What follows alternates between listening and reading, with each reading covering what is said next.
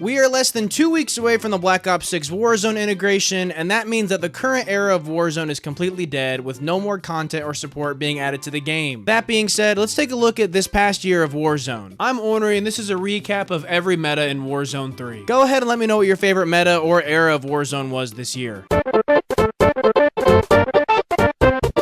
The launch of Warzone 3 was pretty chaotic, but overall a success. The reason I say it was chaotic was that we had a ton of guns that were in the meta, but only for a short period of time. For example, if I told you that the DG56 was the best AR in the game at launch, I bet you wouldn't believe me. I'm also willing to bet a lot of you didn't even know that this gun existed. But this burst gun was actually on par, if not more powerful than the Cold War M16. However, it was only in the meta for mere days because of how good it was. Similar to the DG56, the snake shots made a return for like the 5th time, and once again, this was swept under the rug because it was only in the game for like 24 hours. And the Lockwood 300 was reverted to its one-shot state at the end of Warzone 2 as well, which also got removed shortly after launch. Moving on to more recognizable metas, the MTZ-762 was a battle rifle that hit super hard and was in the meta for the entirety of this season. This was probably one of my more favorite metas of this past year, and it was a fairly high-skill gun because its recoil wasn't the easiest to control, and it did hit really hard, but was also limited to a 30-round mag, so it just was kind of like not really overpowered in one way or another. It also had a conversion kit that turned it into more of an AR, but I still preferred the battle rifle variant for sure. However, once Season 2 happened and it got hit with some nerfs, it never saw the time of day again. But there was another battle rifle in the conversation, and that was the BAS-B. And I will say, peak BAS-B was very broken and blew the 7.62 out of the water, so why would I even mention the 7.62 then? And that's because just like the snake shots, this BAS-B was hit with nerfs just because of how powerful it was at launch. It was still usable, but not near as good as it once was. Probably the only AR worth using after the DG56 nerf was the Ram 7. The whole Ram identity was, it was just like absolutely no recoil with a hit scan bullet velocity. This is one of the more memorable metas because it was carried over into Season 2 as well, and was especially prominent during ranked resurgence on Fortune's Keep. But overshadowing any and all ARs at the time was the Polymont, and this was ran with the conversion kit, which would give us a taste of what conversion kits would be like for the future of this game. And this conversion kit specifically gave the mobility and handling of an AR with all the power and benefits of an LMG, making it the best full auto long range option at the time as well. And to this day, the Polymont is still great and is like really never not been a bad option for Warzone. The only other LMG that kinda held a candle to the Polymont was the TAC Eradicator, and this thing was really good, it just got overshadowed by the Polymont. We finally had a one-shot sniper in Warzone 3 at launch with no special ammo, and that was the Cat AMR. And at launch, it was the most powerful it has ever been. We had a significantly more fast bullet velocity than what it is today, which made it much easier to use. And the Cat AMR is still very much so in the meta, but was even more so at launch, as this is the only sniper that had one-shot capability without a single caveat. But now I want to go ahead and focus on what actually like every single person was running if you really wanted to frag out, and that is the Interceptor and Swarm. The Swarm was leaps and bounds ahead of all SMGs, and it really just wasn't even a competition. It was fully auto, had a 100-round magazine that barely affected your recoil, and extreme damage. This is probably one of the more broken SMGs we saw this entire year, and it was like this for pretty much the rest of the season. But what really broke the game was the Interceptor. The Interceptor was a marksman rifle that had a fast bullet velocity, 2-shot potential, no recoil, and a 20-round magazine support. This gun, like the Swarm, was pretty much the forefront of the meta until it got a slight nerf towards the tail end of the season, but was still very much usable. At its peak, the MTZ would be a 2-tap at any range, and all you needed was one headshot. And since it shot very rapidly with no recoil, you could 2-tap someone so fast that they thought they were probably getting one shot. Shooting people out of the air had never been easier, and this single-handedly was like the best sniper in the game, even better than the Cat AMR. I was still using mouse and keyboard at this time, and it was actually so easy to use if you were on this input. However, once Season 2 hit, it was deemed completely useless and has never made a return since.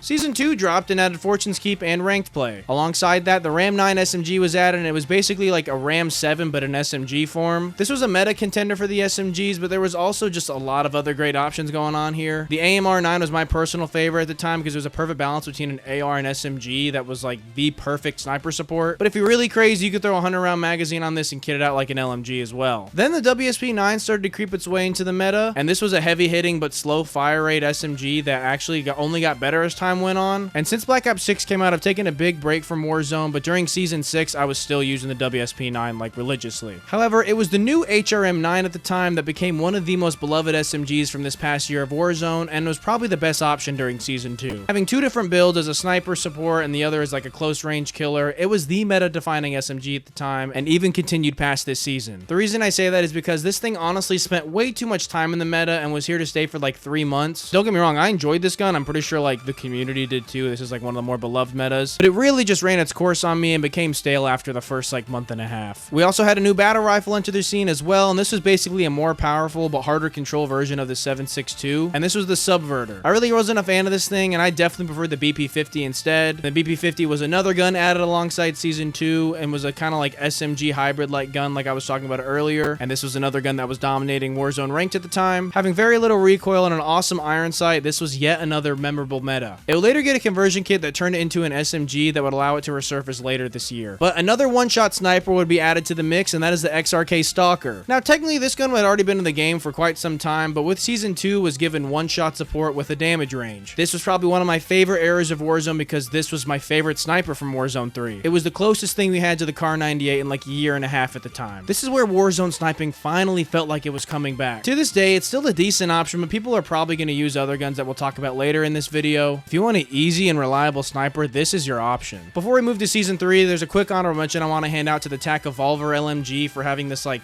tac stance hipfire build that was just like crazy on the mobility. This thing also lasted for like 2 or 3 days.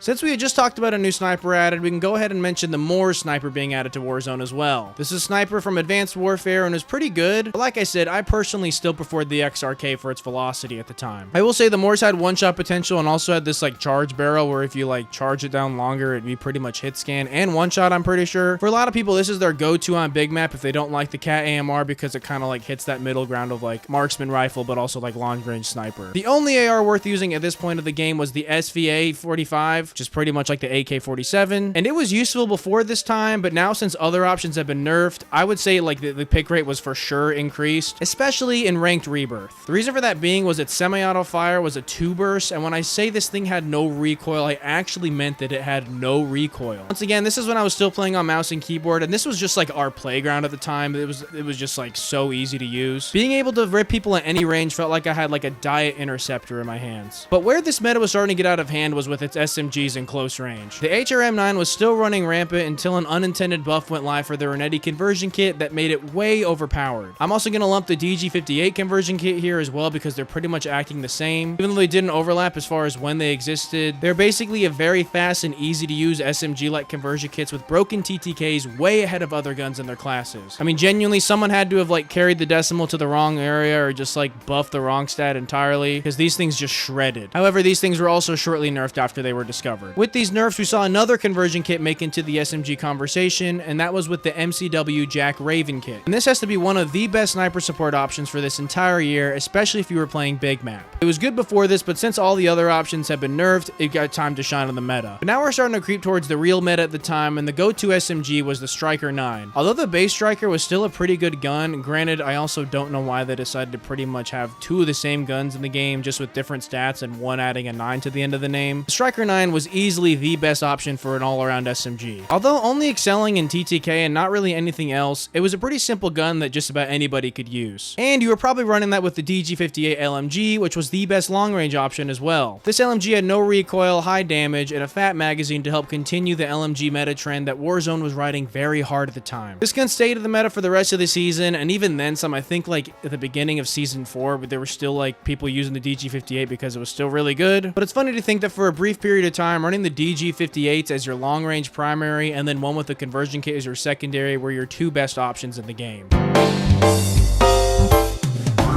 On to Season 4, where we saw an old assault rifle make it to the mix, but it was overshadowed by, you guessed it, another LMG. The assault rifle was the MTZ-556 and had a faster mobility, rapid fire rate, just an overall easy to use gun. It had its moments, but there was really just not much of a reason to use it when you could be using the Holger 26. The only reason the Holger 26 made its way into the meta is because the DG58 had been nerfed to be useless. And this gun statistically was the next best option, but not only that, but I swear, this is like the exact same gun. Like the recoil pattern, the handling, the way it shot, like I don't know, everything about it just felt the exact same. So at this point, I was just over the whole entire LMG meta that was taking over the game. We did see a switch up in the SMG meta, which was nice. The first was the FJX Horse, which had been in the game for an entire season beforehand, but got some crazy buffs to make it pretty good. This gun felt more like a machine pistol rather than like a full-blown SMG, and was really good at like those super close ranges, but like at medium range, you were kind of just screwed. However, it would later get a conversion kit that kind of helped it become better at like this like AR SMG hybrid like we've talked about before. The best SMG option at the time and for the foreseeable future was the Superi 45. This was one of the fastest SMGs in the game mobility-wise and was good at both close and mid-range. The only thing holding it back was its magazine size being capped out at 40, which meant you had to hit your shots. This thing would be in the meta for the longest time after its launch, and you could probably get away with using it in Season 6 right now. And how could I almost forget the return of the most legendary sniper in Warzone history, the Kar 98. The Kar 98's focus in Warzone 3 was being extremely fast while still having a one-shot potential. Although not being able to achieve the same one-shot range or velocity of the Stalker, it makes up for it greatly with its ADS speed being way ahead of any other option. The Kar 98 would remain here to stay for the rest of Warzone 3 as the sniper of choice for many, especially if you're playing Rebirth Island. The Superior remained a great option in Season 5, but alongside Season 5, we also got a new SMG being the Static. This thing definitely gave the Superior a run for its money. Now this is where I would say you had two amazing options to choose from and there wasn't really necessarily a right or wrong choice. The Static had a default magazine of 50, which is already outshining the Superior in that regard, but didn't have the same mobility as the Superior. It really was dealer's choice, but I preferred the Static personally. Then we had probably the best AR of this entire year make a return, and that's the STG-44. This was way ahead of any AR we saw in Warzone 3 aside from maybe the launch DG56 that lasted maybe like 5 minutes, and the STG's main focus was just raw damage. And it did so with no recoil to control and a 50-round magazine that didn't even really slow you down that much. Easily had you covered for long and mid ranges. The STG is still a great option in Warzone 3 right now, even after several nerfs. Closing Season 5, we have the Jack Cataclysm and Proteon conversion kits for the RPK and LMGs, which I'm going to go ahead and lump together because they function very similarly. These basically turn these LMGs into DMRs that both had two-shot potential. The RPK could 2-tap with 2 body shots, and the round could 2-tap if you snuck in a headshot. These are also very accurate and easy to use and released within weeks of each other. I had a lot of fun using both of these while they lasted, but they were absolutely broken, like they had no reason to exist in Warzone. I'm not really mad that they made it into the meta because it was like, you could maybe use these things for like a week. Now we're at modern day, just a few weeks before we finally have a new era of Warzone on our hands. This is the part of the year where the devs neglect us and give us one more lackluster update. And after this update, there's no content or any type of support to the game whatsoever. So there's really nothing to say about Season 6 at all aside from the D tier being added to the game. And the D tier is a battle rifle that shoots really slow and hits really hard and is like the 100% the meta right now, like undoubtedly. It got nerfed right after launch because of how broken it was, but it's still the go-to. I guess I can mention that the Volt Storm for the Stormender was the last conversion kit added to Warzone 3 and potentially Warzone as a whole as well. It was a shotgun lightning charge blast conversion for the Stormender that actually has one-shot potential, but it's still not the greatest because of its inconsistency and the time between shots. Like if you miss a shot with this, you are absolutely dead. You mentioned the Reclaimer as well, which is also known as the Spaz 12. And this had been in the game, I think, since Season 4. Like it had been in the game for a long time before it made its way into the meta. That's because these things were horrible at launch, but now they're really good and actually have a conversion kit that give it akimbo support and have one-shot potential. So right now these things are just kind of running rampant, and they're most definitely not going to get nerfed because there is just like the game is dead. Warzone 3 right now is completely dead. If you want to go use a one-shot shotgun, you can totally do that as of Season 6. But that's the entire history of Warzone 3. This is the time where they just let the game fade out and get ready for the new integration, which I couldn't be more excited for. I've been playing Black Ops 6 obviously a lot, and I think this engine could be really well for Warzone, and I'll definitely make like a video reviewing it. This year of Warzone had some really fun moments, but also some of the most stale metas we had ever seen. I mean, we basically were using the same LMG skeleton for like 50% of the year, but overall I had a lot of fun. What are your thoughts? What's your favorite meta or your favorite era of Warzone from this past year? But if you want to hear the entire history of conversion kits or my review of Black Ops 6, go ahead and click on screen now. Join my Discord if you're feeling crazy, and if you liked, leave a like. If you didn't, leave a dislike, and thank you so much for watching.